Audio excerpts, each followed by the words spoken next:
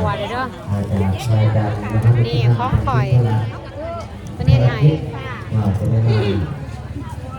เขาเต็มใช้แต่2 คนมาจากเมืองพ้นพ่อจะได้มาเกิดปัญญาที่แรกในปัญญาที่เมาเราผู้ใดมีคิดและหาเดินไปในเรื่องของศาสนา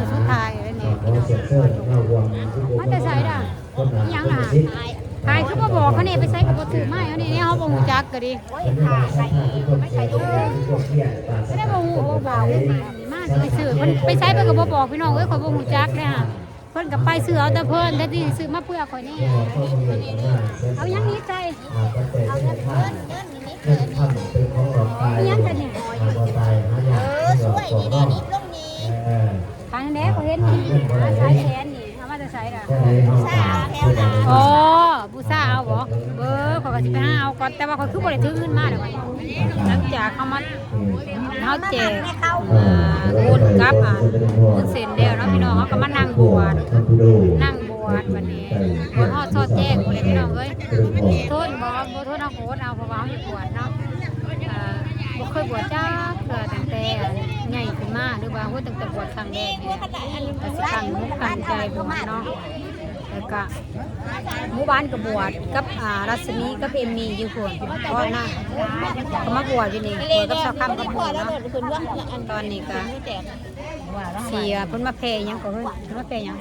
แผ่เงินแผ่หยังก็เขาเอิ้นว่าปัจจุปัจจัยเนาะเขาก็สิปัจจุปัจจัย1,000แล้วจ้ะพี่น้องเพราะว่ามันสิหลายดอกเด้หลายดอกก็ต้องคอยเดี๋ยวละพันอย่างเงินบ่พอเนาะเอาก็แลกมาไว้ประมาณ200 บาทนี่ล่ะไปต่อตอนนี้เพิ่นก็เริ่มเข้าเริ่มเข้า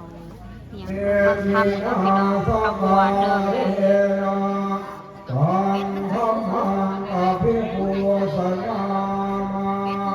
สวากขาโต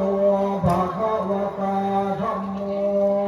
ธัมมังนามัสสามิเอมินาสการเรนะตังสังฆังอภิปูชยามะอุปฏิปันโนภะคะวะโต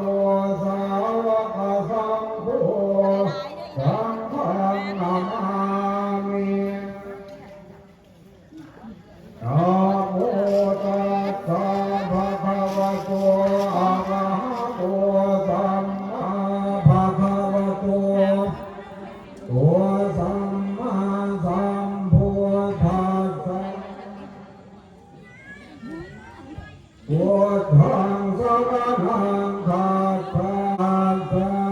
มิทุติยังปิสังฆังตัสสะมิตติยังปิพุทธังสรณังคัจฉามิตติยังปิธัมมังสังฆังสันติขาปรสักขาสัตติกาเทเสตุธัมมังอนุตัมปิมังปะทัง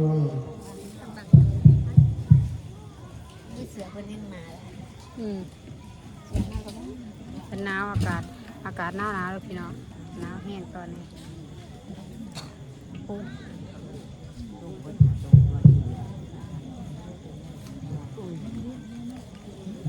ต่อไปเรื่องความเป็นที่ดีมงคลก็อากาศหนาวเลยลมพัด ขอ มี ต่อ อา ไป กาศเย็ ขึ้ น น เลย ทา พี่ ง น้อง ที่รัตนใจอันเป็นขั้นพึ่งเพื่อใหญ่ใน บุญ พระ สูง ม โป ร ร ด ด ศา พา สนา ของบันตังหนาวแห้งในทางนะคะสั่งให้ตะกันเงินไฟเนาะหนาวแห้งบ่ โลกนะครับนี่โลก หนาวเนาะอากาศหนาวพี่น้องเลย เป็นแบบนั้นเราต้องมีการพาจารย์จากพระเจ้าของท่านมาบาทดาอากาศหนาวนะพี่น้องเว้ยในเสื้อแค่เหนียวก็ยังหนาวพอห่มมาแต่ว่าเขายังเข้าบวชอยู่เขายังบ่ได้เนาะสิห่มผ้าห่มก็บ่ได้เนาะ เพราะว่าเดินจะเดินทอดก็อย่างพอออกไม่ออกทั้งไก่ทั้งไก่ทั้งพระในทั้งเทศ ปวดสอดแจ้งเลยพี่น้อง สดแจงหอดตอนเช้าประมาณจังโมงเลิกจังโมงจังโมงก็สิเลิกจังโมงก็สิเลิก6 โมงวะ6 โมงเช้าพี่น้อง6 โมงเช้า6 โมงวะ6 โมง6 โมงเช้าพี่น้อง6 โมงเช้าเพิ่นเด้อเฮาก็นั่งเฮาต้องนั่งสมาธินั่งฟังเทศน์นั่งบวชเพิ่นว่าเพิ่นมาบวชน้องฮอด6 โมงเช้าพี่น้องแล้วสินั่งใบดูไว้เฮาต้องบ่ไว้ก็ต้องใบได้พี่น้องเฮาได้บวชได้เนาะแม่นบ่บ่ไว้ก็ต้องใบเพิ่นว่าได้บวชได้ปะแต่ว่าเฮาก็ดีใจที่ว่าเฮาได้มาบวชเนาะเพราะว่า10 ปีมีเทื่อหนึงบ่อยากไว้สิซะมันตั้งหลังมีแต่เทื่อมีเทื่อเดียวเนาะบ่มีหลายเทื่อแล้วบ่โอ้บ่2 เทื่อเนาะตั้งหลังเนาะแต่ว่าเฮาบ่ได้บวชจ้าเทื่อพี่น้องบ้านใดก็บ่ได้ไปบวชนำหมู่เพราะว่าอยู่แต่กรุงเทพหาแต่เงินอยู่ประเทศไทยเนาะแต่ว่าเฮามีโอกาสได้มาแล้วก็บวชตอนนี้ก็หนาวแห้งพี่น้องเอ้ยหนาวอย่างรุนแรงด้วยเนี่ยหนานี่เอาไหมเอาไหมหนาวแห้งบ่หนาวเนาะอากาศหนาวเลยพี่น้องเด้ออุ้ยครั้งแรกในชีวิตของข่อยคือการได้บวชแดดก็มาเจอกับอากาศหนาวเนี่ยครั้งแรกเพิ่นเนี่ยแต่ว่าไปโดดแม่ดีเพิ่นแต่ว่าบ่คิดว่ามันสิหนาวอยู่กรุงเทพมันคือจังว่าฮ้อนพม่าพี่หนาวก็แต่2 ทุ่มเนาะก็แต่2 ทุ่มนี่คน2 คนดีสิบ่ไหวคน2 คนสิบ่ไหวเลยพี่น้องได้ตอนหน้าสิรับคนแต่ว่าเฮาก็ต้องสู้ค่ะชาวลีสู้ๆดิสู้ต่อไปเพื่อว่าเฮาได้บุญเนาะไปเพิ่นก็สู้คือกันนะพี่น้องหลายคนอยู่เด้อสู้ทั้งครูบาสู้ทั้งเมียออกเนาะไต่เที่ยวเลยสิอีไหนนี่เสื้อลาวเลยผู้ใดเพิ่นหนาวก็ซออยู่ว่าเห็นไปจะสัมผัสก่อนเด้อ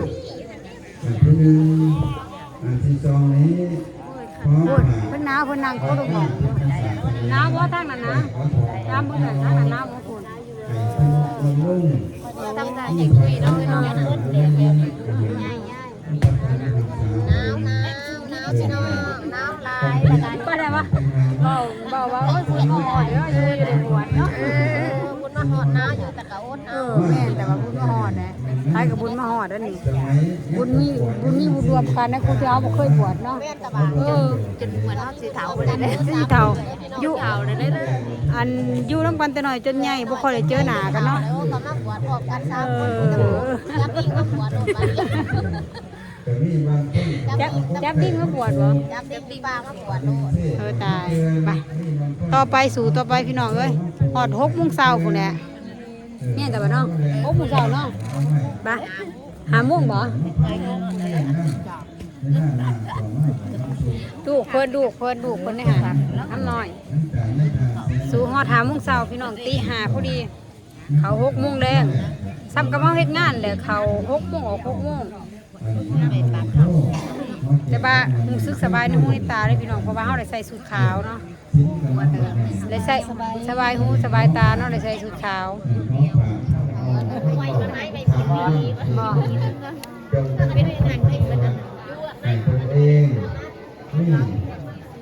ช่วงนี้ก็คือช่วงพักเนาะพักเบรกให้ไม่ออกเพิ่นหาน้ำซันน้ำเนาะบอกว่าซันน้ำซะอากาศก็หนาวเว้ยเลยข้าวกับแต่ละคนกับคนตรงหงอยู่คือหนาวเพิ่นแต่ละคนก็หาเสื้อผ้าหายังมาห่มเนาะอยากนั่งได้ไหมพระนางสารสิงห์พระเจ้าคำมันขึ้นขอจงเป็นผลนำมาถึงพวกการสมบัติเงินทานมาสักลาบนับทุกชนนจงเกิดในการทำทานปรารถนาจึงยังฟังกันไว้เดินมาบุญชมโพธิ์ผาเด้อพี่น้องบุญเป็นกลางปีแต่ว่าปกติบางบ้านเพิ่นก็สิมีเรื่องน้ำมงเนาะแต่ว่าไปเอาคือว่าปวดแท้แน่เริ่มแล้วไปบ่ทันซ้ำว่ากุ้งว่าก้อยวะตีกองห้องปกติกองเนาะพี่น้องหนาวพี่น้องตอนนี้ก็ได้ไม่ได้พักผ่อนเนาะ ในเวลาพักผ่อนพักเบรกพี่น้องพักเบรกแล้วก็ผ้ากันเข่าป้าบาดนี่ เข่าป้าเข่าห้องน้ำก่อนเด้อพี่น้องเอ้ยไปตอนนี้ก็เห็นคนนี้บางทีเต้าก็อยากเรียนกับญาติพิษสินเนาะพิษสินขอหาเขาเด็กกันซิมืดไปไม่ออกไม่ข้าวเกิดเนาะไม่ข้าวผ้ากันไปเลาะมองมืดฮ่าเข่าห้องน้ำพี่น้องเอ้ยไปรถมากก่อนเหี่ยวบ่สุดบ่ตายโดนกระเพราบ่เบรกก็นอรถก็ดีแค่สิบอกกันเนาะไม่ข้าวดูปูบ่เนาะนี่เห็นแสงรถบ่เห็นแสงรถแต่ก็ดูพักกันนุกเงียบบ่เอ้าเมย์จะได้หรือว่าเสือแค่เนี้ยฮะเดี๋ยวเขาโทษไอตัวมาให้อยู่ประหยัดหนาวจะไปตูน ไปเอาที่ไปเดี๋ยวกูเหี่ยวก่อนเหี่ยวเพื่อที่อันนั้น น้ำเหี่ยวได้เลย เมา ชิ้นนี้มันมัดเอาหนีก็แม่นี่เป็นพื้น ว่าเจ้าว่ามันยากหันบ่ บ่ค่อย คนก็ว่าอายุ แล้วเขาว่าเขาก็เอาละเขามาจักถ่ายเบิ้ลได้ใหญ่นี่ก็เลยฮะ ใช่สิแม่จะสงสัย โอ้ยน้องไม่ขาวเนาะไม่ขาวเนาะ โอ้บ่เบาล้อกันนะ กำลังพักเบรกพี่น้องกินหยังกินกาแฟแห่มันหายง่วงเนาะแต่ว่ามันหนาวทั้งหนาวทั้งหัว ไม่ยังอีแดงว้ายดีแล้วไปมานอนมาแล้วมาเป็นหมู่นี่มาเป็นหมู่โบกไม่ขาวหอดแบบเบรกพักเนาะเพิ่มสมองพี่น้อง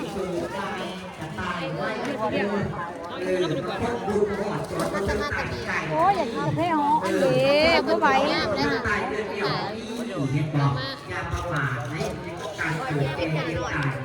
บ่ไหวตีไปหาหอนที่นอนแบบนี้เนาะพูดบางงอนบ่ได้ปัญหาอยู่ไทยเบื้องร้านเจ้ากำลังพักเบรกแล้วพี่น้องก็มีข้าวมาหากินน้ำเนาะ หนาว เดี๋ยวก็เข่าเลยพักเบรกครึ่งชั่วโมง ไตเทียน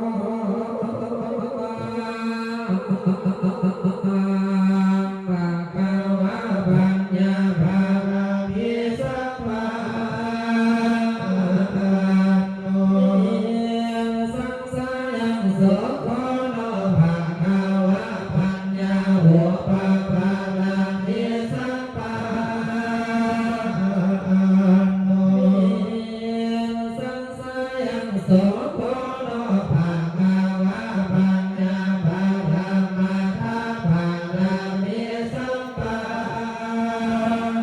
โน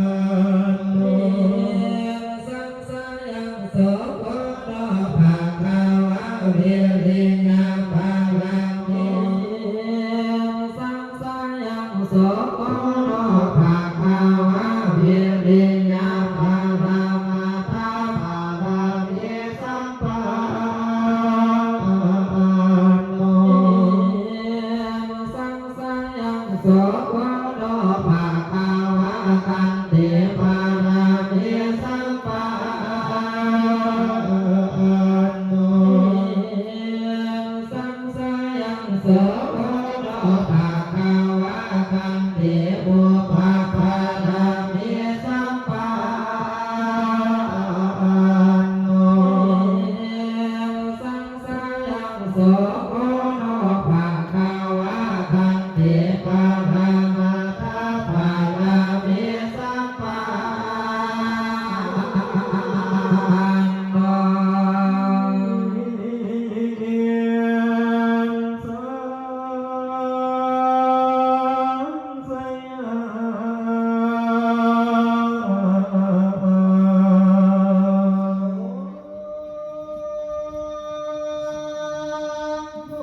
เพิ่นก็รอบิณฑบาตเนาะพี่น้อง อันนี้เขาไปเจ้า เพิ่น ก็ ร ร อ อ บิณฑบาต ตอน แล้ ทานพวกจะ ว เขาใจแล้ววันนี้เพียรว่า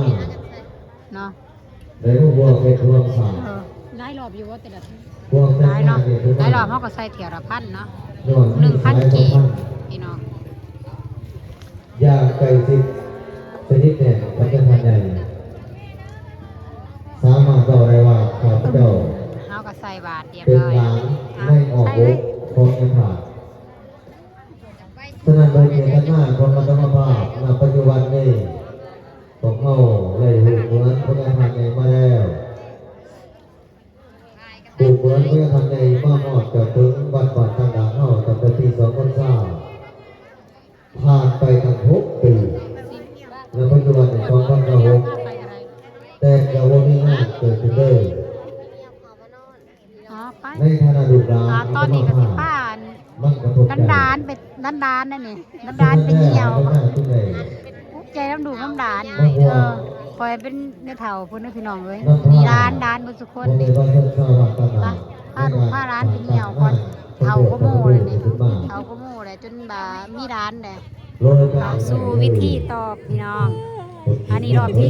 ที่สองเนาะรอบที่สองเขารอบที่สองถาภาคอีกก็คือเป็นรอบที่3พี่น้องแต่ว่าแต่ละคนก็ห่มผ้าสิได้มันหนาวอีนี้หนาวเด้อเตรียมตัว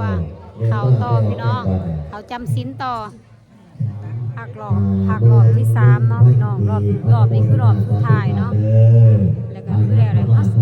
เขาใส่ไปเลยเนาะตักบาตรเทโวใส่บาตรเทโวพี่น้อง มาบุญเด้เป็นไง นี่เขาเพิ่งเชิญใส่บาตรแต่ว่าอยู่เพิ่งเชิญตักบาตรเทโวเนาะนี่เพิ่งเชิญใส่บาตรเทโว ไม่ออกตอนนี้บ้าน หนาวก็เรียกไฟคือไฟบ่ค่อยหุ่งบ่ เป็นทั่ว ละครรอบที่ บ้าน 3 พัก ไม่ แห่ง ไม่ โมทนา จาก บ้า ตัวน น้อย 21,000 ปีอันนี้โมทนาสาธุการเด้อไม่เท่านั้นบ้านแม่เท่าบัวบ้านพักแห่งที่กันบอก รอตักบาตรเทโวไปไม่ได้พักไม่ได้เอาเบรกพักน้อง อ เนาะ นุโมทนาสาธุการเด้อนี่บ้านพักแห่งเป็นบ้านท่องเที่ยวของในทางไหน โอ้มากอ่ะมันก็หนาวโพดเฮ้ยนั่งกับบ่ม่วนนั่งสมาธิก็ได้มันหนาวหลาย โต๊ะเลยเสื่อยบนทัสมัยแม่รู้เรื่องคำทางแห่ซื้อคนเยี่ยมคำแต่ว่าเขาแล้วรู้ก่อนให้รู้เขาเป็นก่อนเจ้ามาเลยเอาดิเขาว่าเลยอาจารย์บอกอะไรว่า3ตอนนั้นได้เลยนี่เป็นคำที่2เลยไม่ออกยังไงไม่ออกบ้านใสคีรีตัวตะคีรีเข้าโมทนาว่าหาที่บังกีอาจจะโมทนาสาธุการเด้อเอาต่อไปก็ต่อมาก็ต่อมาก็พบกัน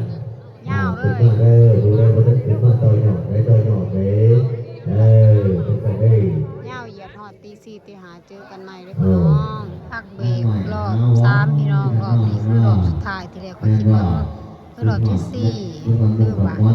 รอบนี้ก็คือรอบสุดท้ายเลยพี่น้องหนาวบ่ไหวน้ำหนาวอีกแหละช่วงนี้ประมาณตีสองพี่น้องใกล้สิจบหนาวก็หนาวหมอกก็หมอกแต่นอนบ่รับเนาะหนาวอีดีหนาวรอเวลาฝากจะนอนเขาต่อยเนาะตอนรอบนี้คุยยาวสุดเลยนะจบเลยวันนี้ตนคนบ่มีโพเดี๋ยวว่าบ่มีโพบ่มีเสื้อแขนยาวแล้วสิตามไปโทรก็นั่งแบบบ่หนาวเลยไป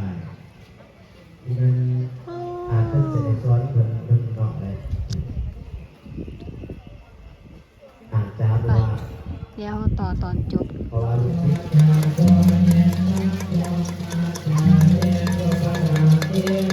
ตอนจบแล้วพี่น้องตอนนี้วัดตาบ้านเขาบ้านลูกบ้านขนมบ้านน้อง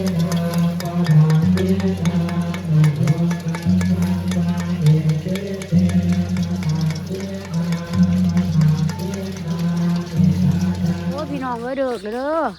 โอ้ยคุณก่อนเมื่อแต่ว่าคือมันเมื่อได้ตอนนี้มันยังเมื่ออยู่พักกันออกจากจำศีลเนี่ยเลยพี่น้องเลยนี่ไม่ขาวแต่ละคนก็ชอกก็แซ่ได้เนี่ย